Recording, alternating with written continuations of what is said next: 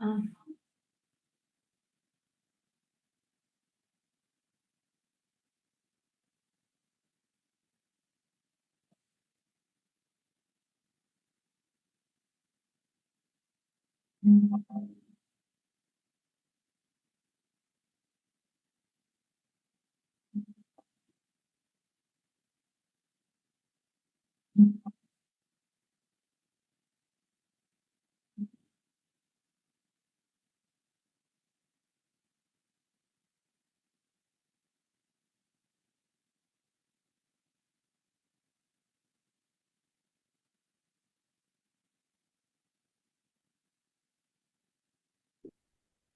una pregunta. Igual aquí donde vivo hay mucho ruido. No sé si se escuche el ruido de afuera o se escucha bien mi voz. Se escucha muy bien, muy claro. Ah, ok, Y vale. el ruido no. Ujú. Ah, va. Gracias.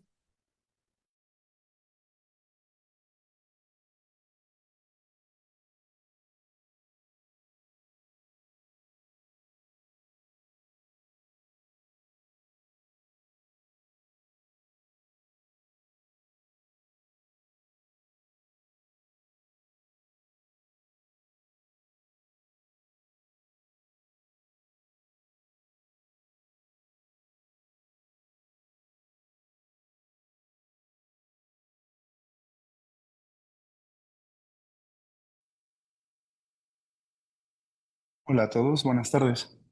El día de hoy tenemos a la médico veterinaria zootecnista Kenia Sofía López Díaz.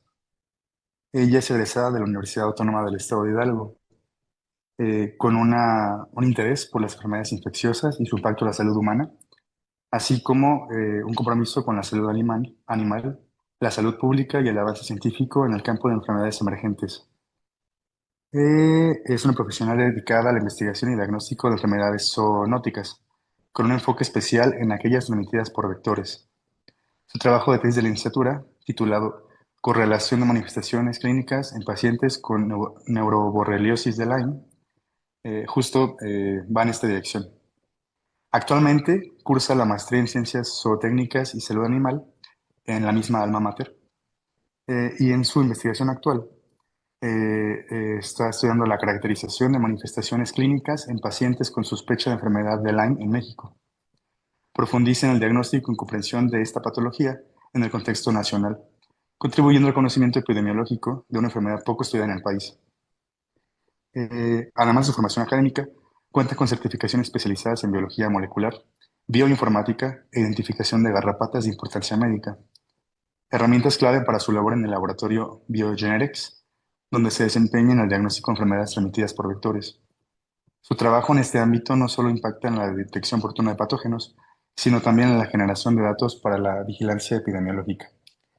Y bueno, Kenia, el micrófono es tuyo. Muchas gracias por tu charla. Estamos emocionados de escucharte. Hola, muchas gracias por la invitación. Buenas noches y bienvenidos a todos los que nos acompañan a través de Facebook Live. Como ya lo mencionaron, soy la MBZ Kenia Sofía López Díaz y soy estudiante de maestría en ciencias. Para comenzar, quiero que se imaginen que están disfrutando de un día en campo al aire libre. Y de la nada, sin que se den cuenta, un ser tan diminuto como del tamaño de una semilla de ajonjolí se adhiere a su piel y días o semanas después empiezan a sentirse mal, tener dolor de cabeza, fatiga o dolor de articulaciones. Y en ese momento su vida cambia. Ahora tienen enfermedad de Lyme. Esta enfermedad es causada por la bacteria Borrelia burgdorferi y a su vez transmitida por la mordedura de la garrapata del género Ixodes.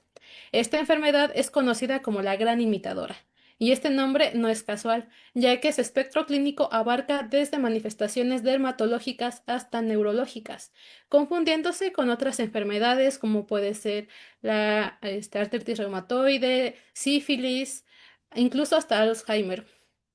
Un factor clave para poder identificar y diagnosticar esta enfermedad oportunamente es el historial de mordedura de garrapata, pero solo el 20% de los pacientes recuerda haber sido mordido por una.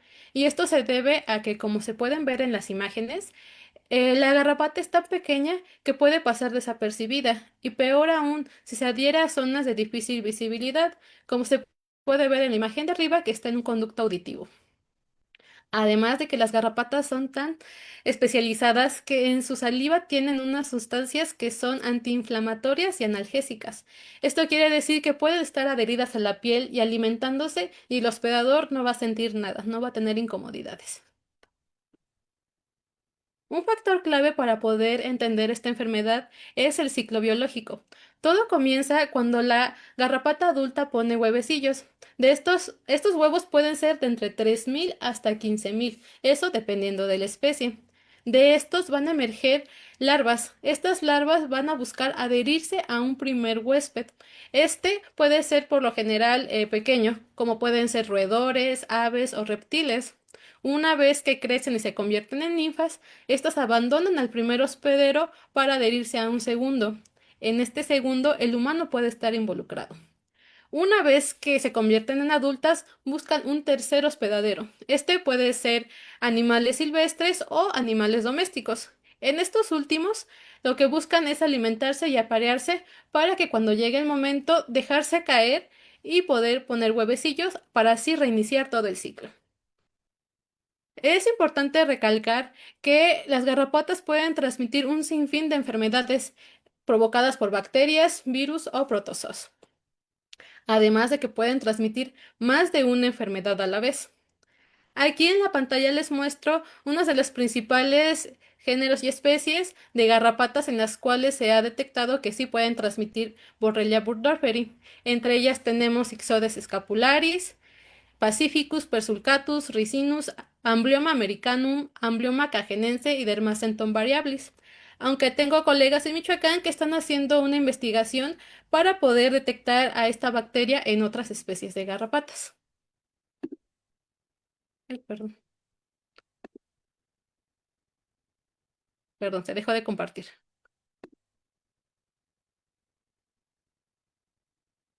¿Sí ven la pantalla? Sí, aún vemos la presentación, la diapositiva con todos los tipos de garrapatas. Ay, a mí ya no me deja ver. Mm,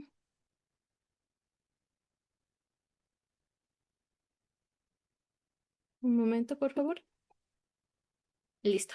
Perdón. Continuamos. Pero, ¿en dónde y a quién afecta esta garrapata? Bueno, su distribución es principalmente en lo que es el hemisferio norte del planeta, pero se ha detectado la enfermedad en todos los continentes excepto en la Antártida. Tan solo en Europa se han presentado hasta 200.000 casos de forma anual y en Estados Unidos 476.000. Pero ¿y cómo está la situación en México? Bueno, en el año de 1999 se informó positividad principalmente en el centro y en el norte de México, pero en estudios recientes se ha detectado la enfermedad en casi todos los estados del país. Ahora continuamos con una parte muy interesante de esta enfermedad, que son las manifestaciones clínicas. Bueno, este se divide principalmente en tres fases. La temprana localizada, que va desde horas a semanas después de la picadura de la garrapata. La temprana diseminada, que va de semanas a meses, y la crónica o persistente tardía, que va de meses a años. Aquí, como se puede ver en la imagen, afecta a lo que es el sistema nervioso, corazón, de forma gastrointestinal, a piel o articulaciones. Pero voy a ir desglosando de una por una, iniciando con la parte dermatológica. Esto que ven aquí en las imágenes es un signo muy característico, eritema migrans, que como se puede observar es esta mancha en forma de diana que puede cambiar de intensidad de color y de localización. Esto es principalmente donde fue la mordedura de la garrapata. Y aunque es un signo muy característico, solamente el 80% de los pacientes lo presentan. Continuando con esta parte, tenemos lo que es el linfocitoma borrelial, que como se ve es esta lesión cutánea nodular de un color rojizo que se localiza con mayor frecuencia en oreja, en areola mamaria, en cara, brazos y es más recurrente en niños. Por otra parte, tenemos la acrodermatitis crónica atrófica, que es esta mancha que se puede observar de color rojo o azul, que se localiza principalmente en las partes distales de las extremidades. Esto es una atrofia dérmica y muscular, que se presenta mayormente en mujeres adultas. Continuando con las manifestaciones, ahora las cardíacas, en esto puede causar lo que es el bloqueo atrioventricular de forma parcial o total, miocarditis, pericarditis, insuficiencia cardíaca y miocardiopatía hemostática crónica. Esto, aunque es menos común, es una de las principales causas de mortalidad de la enfermedad de Lyme. Manifestaciones clínicas articulares. Esta es muy común en Estados Unidos, afecta casi al 60% de las personas que tienen Lyme y ataca principalmente a lo que son las articulaciones grandes, como de rodilla u hombros, y puede causar daños permanentes e irreversibles de movilidad. Posteriormente tenemos las manifestaciones gastrointestinales. Estas todavía son menos común, pero puede causar desde náuseas, vómitos, dolor abdominal, problemas hepáticos o de vaso. En las manifestaciones neurológicas, tiene un espectro muy amplio porque va desde parálisis de los nervios craneales, siendo el principal el de parálisis facial unilateral, que es muy común en niños y es más común en Europa. Hay neuropatía periférica, disfagia, parestesias, encefalopatía, meningitis, encefalomielitis y algo que se conoce como la despersonalización, que es este cambio de la personalidad que puede ir desde demencia, Alzheimer, agresividad, cambios de conducta, ansiedad e incluso pensamientos suicidas. También tenemos algo que se le conoce como el síndrome post-tratamiento de Lyme. Esta es una persistencia de síntomas que aparece tras una infección persistente a una respuesta autoinmune, ya que esta bacteria tiene la capacidad de poder ocultarse del sistema inmune y reaparecer cuando éste esté débil.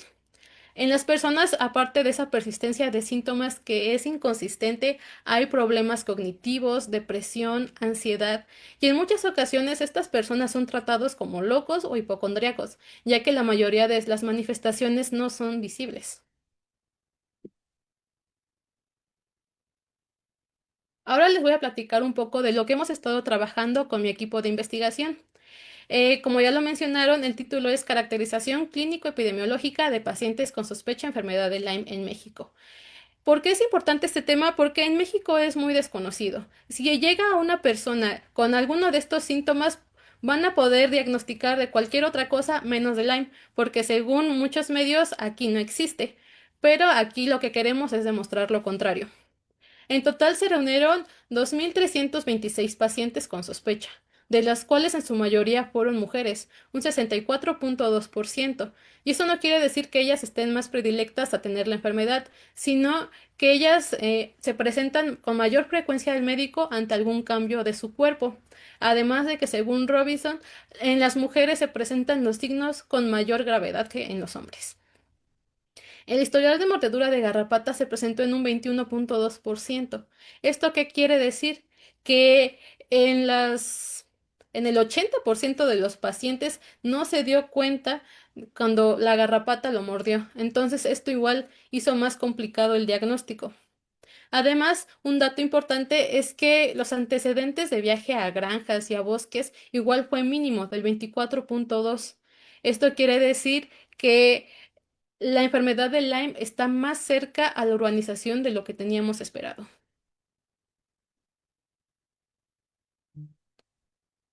Y bueno, como ya lo había mencionado, en el hemisferio norte, principalmente en Europa y Estados Unidos, es donde se encuentra mayormente estudiada esta enfermedad y esta tienen protocolos de diagnóstico, pero aquí en México no.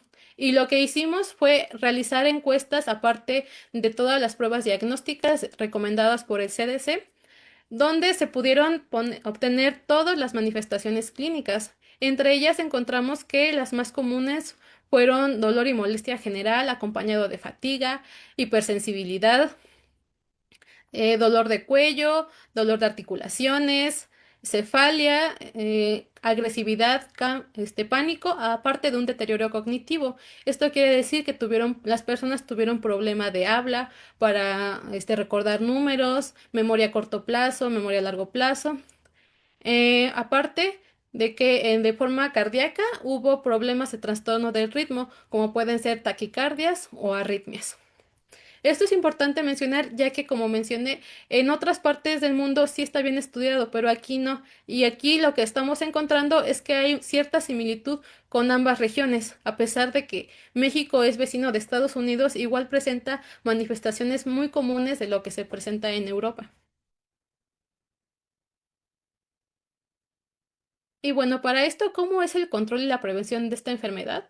Lo principal es evitar caminar entre la maleza o el pasto alto, o en zonas donde hay animales silvestres y presencia de garrapatas. En caso de que se requiera andar en zonas así, lo ideal es vestir con la ropa adecuada, pantalón de mezclilla y meterlo dentro de las botas, vestir camisas de manga larga, de preferencia de colores claros, para que se puedan observar las garrapatas si es que se suben, así como el uso de repelentes especializados. Además de que si se requiere salir al campo, una vez regresando, es ideal revisar en ciertas zonas específicas, como en el pelo, dentro y alrededor de las orejas, en las axilas, alrededor de la cintura, dentro del ombligo, en las ingles o detrás de las rodillas. Esto porque estas son las zonas más predilectas para las garrapatas. Además de que si igual llevan de paseo a sus mascotas, revisarlas. En caso de que ya una garrapata te haya mordido, lo ideal es sacarlo de la forma correcta, que es que con unas pinzas vas a sujetarlo de la parte más pegada a la piel, ponerlo panza arriba y jalar en un solo movimiento hacia arriba. De esta forma, ¿para qué? Para evitar que el hipostoma, que es esa parte que introduce en la piel, se quede adherida y siga provocando infecciones. Una vez retirada esta, se tiene que poner en un frasco con alcohol en caso de que la persona o el animal que se le haya picado presente síntomas, entonces así poder llevarla al médico y poder llegar a un mayor diagnóstico. Si alguien tiene alguna sospecha de enfermedad de Lyme, lo ideal es contactar con laboratorios especializados que tengan las pruebas certificadas. Por ejemplo, el Lyme Hub Mazatlán, y ahí les dejo el contacto porque no cualquier eh, laboratorio puede hacer ese tipo de pruebas.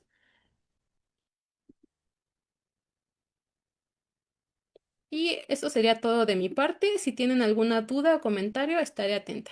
Muchas gracias por su atención. Gracias a ti, Kenia. Está muy interesante y pues creo que es un tema muy importante porque creo que hay enfermedades reumáticas que tienen síntomas muy parecidos. Algunos en la diapositiva que mostraste con todos los signos y como con una estadística de cuál es más frecuente. Algunos eran como fatiga, artritis, pues creo que lo hacen, como tú mencionabas, fácil de confundir con otras enfermedades. Entonces creo que es muy importante que las personas sepamos cuáles son los factores que tenemos que ir buscando. Sobre todo porque, como mencionas, si nada más el 20% de las personas que fueron mordidas por ellas recuerdan haber sido mordidos, al menos si tenemos conciencia de cuáles son estos factores, pues podríamos ir ya a lo mejor pensando en un chequeo médico enfocado en esa dirección. Quería preguntarte, mencionabas entonces que está como este porcentaje de como presencia de que saben que fueron mordidos por una garrapata. ¿Hay alguna otra manera de transmisión de esta bacteria o es solamente como a través de estas garrapatas? Hasta el momento solamente se tiene registrado que se necesita de la garrapata, porque como lo mencioné, en la saliva, aparte de esas sustancias antiinflamatorias y analgésicas, tienen otros componentes que le ayudan a la bacteria a poder evadir el sistema inmune y llegar a infectar al hospedador. Entonces, sí es la única forma en la que se puede transmitir. Ok. También otra duda que me quedaba es que al principio de la presentación mostrabas este ciclo de vida de estas garrapatas y mencionabas que nacían con 6 patas y después yo todas las imágenes que veo de garrapatas y las mismas que aparecían en el diagrama ya aparecen con 8. ¿Hacen como alguna muda o algo así en la que pasen de tener 6 a tener 8? Sí, claro. Nada más en la primera fase o estadio de la garrapata es que tienen 6 patas.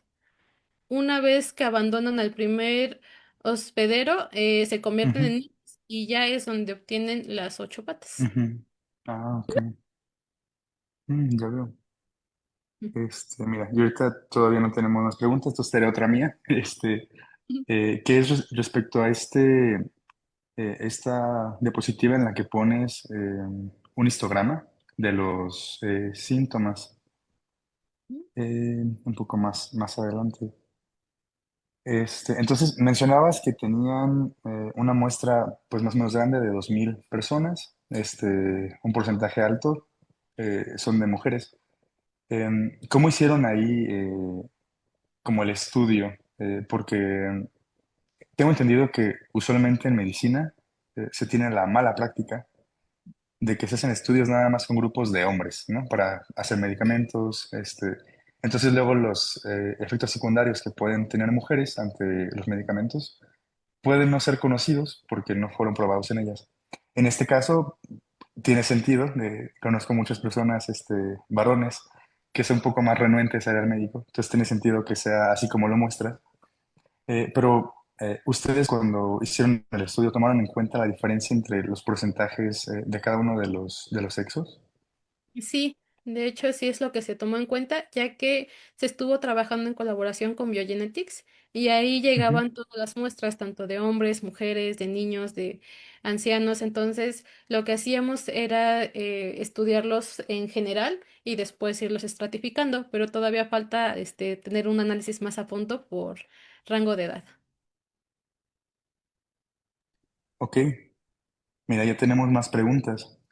La primera es de Alicia Esquivel Ayala, que pregunta, ¿qué otros patógenos transmiten las garrapatas? Uy, hay un sinfín. Pero entre los más principales, bueno, los que tienen mayor importancia médica, están Rickettsia, Bartonella, Francisella tularensis, Anaplasma, Babesias, Ehrlichias. Sí, hay una gran cantidad y se varían desde virus, bacterias y protozoos. Entonces, sí, son muchas. Ujú. Mira, ella misma pregunta, eh, ¿y en animales qué síntomas presenta la enfermedad de Lyme? Sí, esto está estudiado principalmente en Estados Unidos, que como mencioné es donde más cantidad de esta enfermedad hay. Se estudió en perros que presenta menos del 5% de las zonas endémicas, donde se presentó principalmente lo que es cojera por problemas en las articulaciones, anemia, debilidad y nada más.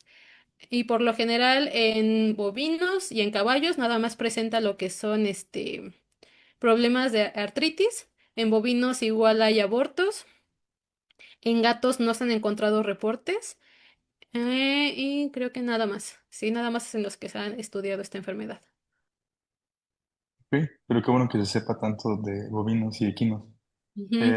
Margarita Vargas pregunta, ¿crees que en los casos en las personas que no han salido al campo se ha transmitido o sea, por la garrapata de un perro o de una vaca? Sí, hay muchos estudios en los cuales se están investigando garrapatas de ganado bovino y de perros. Tan solo, no solamente hay Rhipicephalus en bovino o en canino, también hay lo que son ambliomas y como mencioné en alguna de las diapositivas de acá, amblioma igual está entre las garrapatas que pueden transmitir borrelia, pero igual falta mucho por estudiar para comprender si todas las garrapatas tienen ese potencial para ser vectores de esta enfermedad. O sea que hace falta más estudio para Sí, saberlo. sí, yo creo que sí, es posibilidad de que las personas se hayan infectado por las garrapatas de su perro, de su ganado, o incluso igual hay estudios que por las aves migratorias, pues traen las garrapatas y al pasar de un sitio a otro pueden diseminarlas y pues provocar, igual que estas lleguen a parques en zonas urbanas. Ok, sí creo que es muy necesario. Mira, nos pregunta Johnny Josué Cruz Peláez, ¿qué tipo de pruebas se realiza para diagnosticarla? Y si podrías abundar un poco en qué consiste. Sí, claro. Hay pruebas diagnósticas enfocadas tanto en Estados Unidos como en Europa. En el CDC, en Estados Unidos, recomiendan una que le llaman prueba de dos niveles, que incluye lo que es una ELISA de IgG y IgM y posteriormente, dependiendo de su resultado, un Western blot, igual IgG y IgM. Sin embargo, en Europa también recomiendan lo que es PCR. Esto porque allá se presentan más estas manifestaciones neurológicas y dermatológicas, entonces se puede hacer PCR directamente de biopsias de piel o de líquido cefalorraquídeo. Pero en sí, lo que se ha establecido aquí en México es que se pueden ocupar la prueba de dos niveles, que es la ELISA y el Western blot. ¿Ok? Y respecto a esto mismo, durante la presentación mencionabas en algún punto que esta bacteria puede haberse tratado y todo, por lo que entendí. Y luego puede ser un poco como mañosa, puede esconderse como sus niveles en la sangre y aprovecharse cuando el paciente, bueno, el hospedero está débil para atacarlo. Podría, por ejemplo, si una persona está en algún estado debilitado, con bajas defensas, hacerse una prueba y en ese momento saldría más alto algún indicador que permita diagnosticar si tiene o no Lyme. Es una excelente pregunta. Y sí, de hecho, eso es lo que hace tan difícil el diagnóstico de esta enfermedad, porque puede que una persona que va en las primeras etapas pueda salir positivo, bueno, muy alto en la ELISA IgM y en la IgG baja o en el Western blot aún no estén presentes algunas proteínas, pero si está, por ejemplo, ya en remisión de que ya se trató y está bien, pero de repente se pone mal, entonces sí los niveles varían mucho. O incluso si está en tratamiento con AINES, igual puede afectar el resultado de la prueba. Por eso es importante que se acuda a laboratorios que son certificados y que tienen en cuenta todo este papel de la enfermedad, de que no es constante, de que tiene diferentes variables y que está especificado, en este caso, en pacientes mexicanos. Pero sí, sí hay mucha variabilidad. Claro, sí, suena justo que por eso mismo se necesita más, indagar más en ello y hacer más pruebas, porque de varias cosas que mencionabas y se sabe que esto y esto y esto, pero más en personas europeas, ¿no? Entonces imagino que también el maquillaje genético cambia de una a otra población y pues podrían, imagino que variar las manifestaciones de la enfermedad en la población mexicana. Sí. Por eso mismo, pues gracias por el trabajo que estás haciendo. Otra pregunta que nos hace Alicia es, sabemos que es imposible o casi imposible, pero ¿qué sugieres para evitar contagios? Pues antes que nada, la divulgación. El conocimiento es poder y si hay gente que no sabe que las garrapatas pueden transmitirlo o de esta enfermedad, entonces no pueden tener esta prevención hacia esta. Entonces, en el área de la salud, de biólogos, veterinarios, conocer esta enfermedad para prevenirla y también poder, brindarle la información a la demás población, porque es muy difícil un diagnóstico desde el desconocimiento. Entonces, sí, lo ideal es conocerlo, mayor divulgación sobre la enfermedad y que ya el gobierno y el sector salud se den cuenta de que la enfermedad sí está presente y que sí es un problema de salud pública. Sí, concuerdo completamente. Es necesario que la población se entere más de estos temas de salud. Y bueno, otra pregunta es, ¿qué prognosis tiene alguien que ya identificó que tiene Lyme? A lo mejor en cualquier estadio, no sé si varíe dependiendo de en qué momento se dé cuenta y empiece el tratamiento. Pero una vez de que ya fue tratado, ¿esta se erradica en el paciente o tiene que como estar sometido a algún tratamiento de por vida? Mientras estés en las fases tempranas, como en la temprana localizada y la diseminada, todavía hay probabilidad de una cura, pero cuando ya se está en fase crónica ya es prácticamente imposible que se cure, porque la bacteria tiene muchos mecanismos de virulencia en los cuales puede evadir el sistema inmune con el cambio de sus proteínas de superficie, creando biofilm o enquistándose. Entonces, eh, aunque le den antibiótico de todo tipo y un montón de tratamiento, la bacteria va a seguir ahí guardada hasta que vea que ya el ambiente es el ideal, entonces otra vez sale y reinfecta. Entonces, sí, ya cuando es en fases crónicas no hay cura. Ok. ¿Y hay alguna manera de que podamos nosotros prevenir, no sé, a nuestras mascotas de que contraigan esas garrapatas y que por lo tanto hagan más probable que también nosotros las tengamos y nos causen la enfermedad de Lyme. Sí, principalmente con medicina preventiva. En los animales, tanto en el ganado como en las mascotas, lo ideal es que tengan pues sus vacunaciones, desparasitaciones, y en este caso que se le apliquen fármacos que eviten pues todo este tipo de ectoparásitos, porque sí es la única forma. Aunque en Estados Unidos ya se ha implementado la vacuna para perros para Lyme, en humanos aún todavía no hay ninguna, pero en mascotas sí ya. Sí, no, porque imagino, bueno, no sé si sea por eso, pero sé que como procedimientos que tienen que seguirse para desarrollar vacunas en personas como que son más complejos, ¿no? Al menos en la CDC, creo que así lo manejan. Pero es una gran noticia que exista para mascotas, bueno, al menos allá, porque sí, imagino, como que se acaba con una de las maneras en las que puede llegar a un hospedero humano, eh, la garrapata. Sí. Este, ¿Podrías explicarnos un poco qué es lo que te motiva a hacer esta investigación? Mencionas que tienes el interés en ayudar no nada más a tener más conocimiento respecto a esta enfermedad, sino en general en ayudar a las poblaciones, no sé, humanas, y también de animales, mm, para mejorar su salud. ¿Qué te motiva? ¿Desde cuándo tenías tú esta visión de que querías estudiar la enfermedad del Lyme? Bueno, desde la universidad, cuando empezamos a ver a las enfermedades no solo como algo aislado, sino como parte de un todo, de una sola salud, porque como se dan cuenta en esta enfermedad requiere de diferentes componentes, de las garrapatas, de los animales, del humano, del ambiente. Entonces, el ver cada cosa como un todo es lo que me llamó mucho la atención, aparte de que una vez que empecé el servicio social, pude entrar al laboratorio de Biogenetics, entonces ahí vi más de frente lo que eran las enfermedades transmitidas por vectores, principalmente por garrapatas. Y de todas las que transmitían, Borrelia es la que se me hace más fascinante porque es muy adaptativa. A cualquier cambio ella está y no necesita de mucho para hacer un gran daño. Entonces, por esa parte me gustó mucho esa enfermedad y es a lo que me dedico.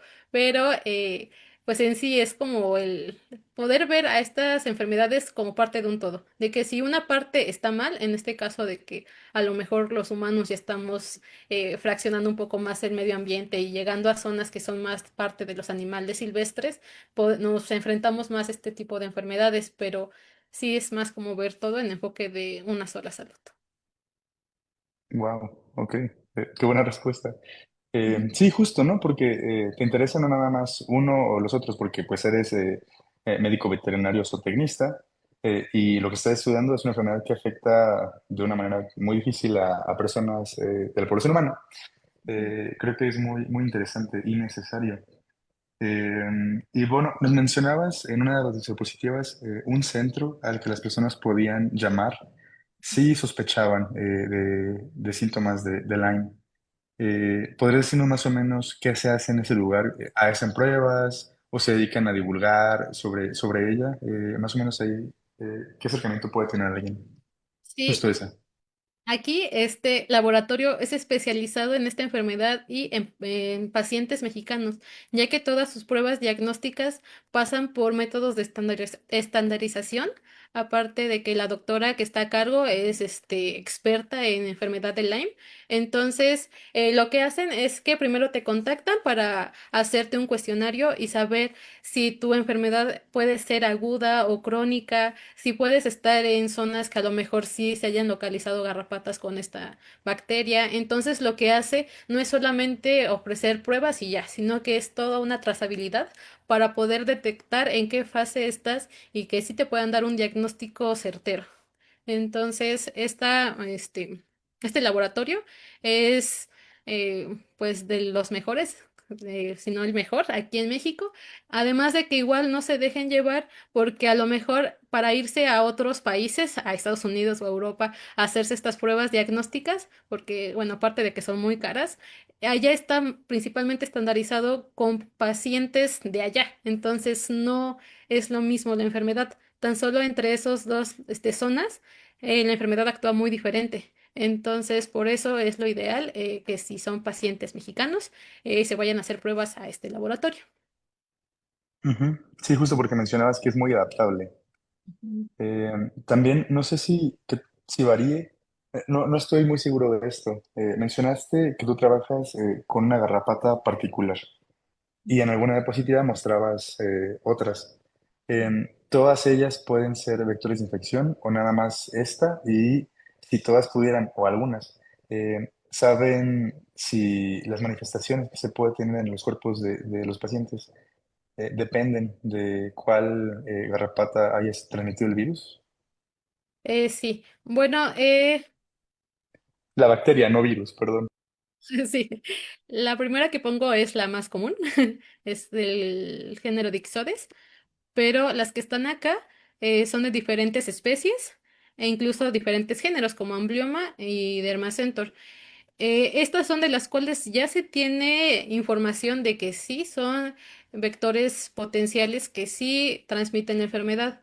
Eh, pero como lo mencionaba, hay muchas más garrapatas, mucha variedad que apenas está en estudio, que sí pueden transmitir, bueno, si sí tienen la bacteria y si sí pueden transmitirla. Pero como lo mencioné, igual tiene un factor importante que es toda la parte molecular de la bacteria porque tiene una proteína de superficie que le ayuda a poder adaptarse al intestino de las garrapatas, que es donde se localiza normalmente. Entonces, pues sí falta mucho por estudiar, pero sí, todas estas que están aquí ya se ha demostrado que sí pueden transmitir, esa bacteria. Mm, ujú.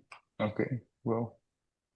Porque también parece que, no sé si estén estas garrapatas y la bacteria en alguna especie de simbiosis, porque justo también mencionabas que estas garrapatas tienen alguna sustancia que en no me acuerdo cómo se llamaba el aparato, ¿no? Pero con el que muerden, que es analgésica y que evita también la inflamación para que el hospedero no se dé cuenta, entonces pueda alimentarse por más tiempo para poner sus huevecillos.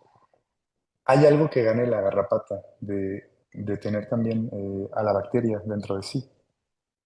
No, es solo beneficio para la bacteria. La garrapata no gana nada, porque en sí, tanto los componentes de la saliva son propios de la garrapata, no de la bacteria.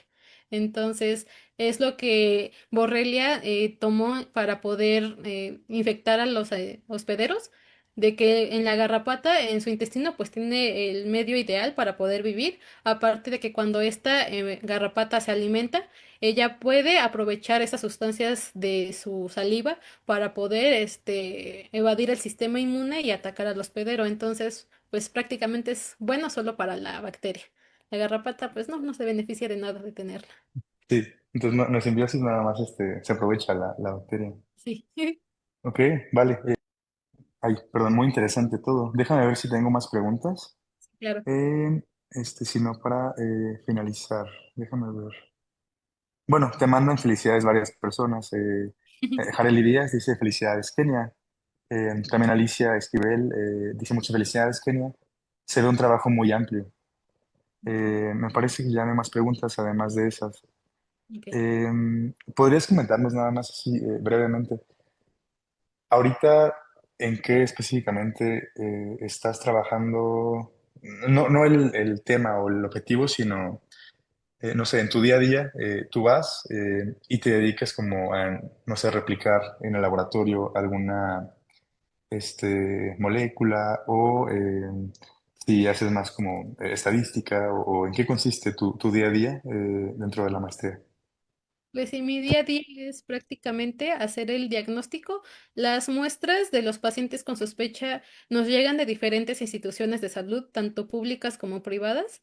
Entonces ya llegan las muestras y lo que tengo que hacer es procesarlas, hacer como las pruebas diagnósticas que mencioné, la ELISA, Western, incluso PCR. Y poder hacer la comparación de, porque también aparte de sus muestras mandan lo que es un cuestionario. Entonces hacer esa correlación de las manifestaciones con si salió positivo a un ELISA o al Western, y pues toda la parte epidemiológica, de qué parte viene, es mujer, es hombre. Todo este análisis es lo que es el día a día. Wow, o sea que de lo que mencionaba yo todo y además más cosas. Sí. Mira, sí, justo así como menciona Alicia, se ve que es muy amplio, lo que hace es también lo que tienes que dominar para poder entender este esquema tan complejo en el que evoluciona la garrapata, su relación con la bacteria. Creo que ese especie de conocimiento ya tan integral, luego nos falta, creo que en la medicina como nuestra, ¿no? De los humanos, porque pues si nos especializamos en algún órgano o algo así, y después es difícil entender algo más sistémico, entonces creo que es muy valioso que tengan toda esta información y que alguien como tú se esté dedicando a poder atar todos los cabos para saber si una persona tiene o no esta enfermedad. Y con eso, bueno, pues sería todo. Más bien, ya nada más, si quisieras decirnos, dónde pueden contactarte las personas que a lo mejor tengan más dudas, sobre la enfermedad de Lyme, y en tu universidad o en algún centro con el que tú estés en contacto. Ah, bueno, pues podría ser igual directamente al laboratorio de aquí, al Lime Hub, o igual Ujú. con mi alma mater, en la Universidad Autónoma del Estado de Hidalgo, del Instituto de Ciencias Agropecuarias. Perfecto. Pues muchas gracias, Kenny. Fue muy interesante y útil tu charla. Y bueno, nos encargaremos de que llegue a más personas para que estén al pendiente de estos síntomas. Y bueno, pues muchas gracias a todos también por sintonizarnos. Nos vemos la próxima semana aquí en nuestro webinar semanal. Muchas gracias. Muchas gracias.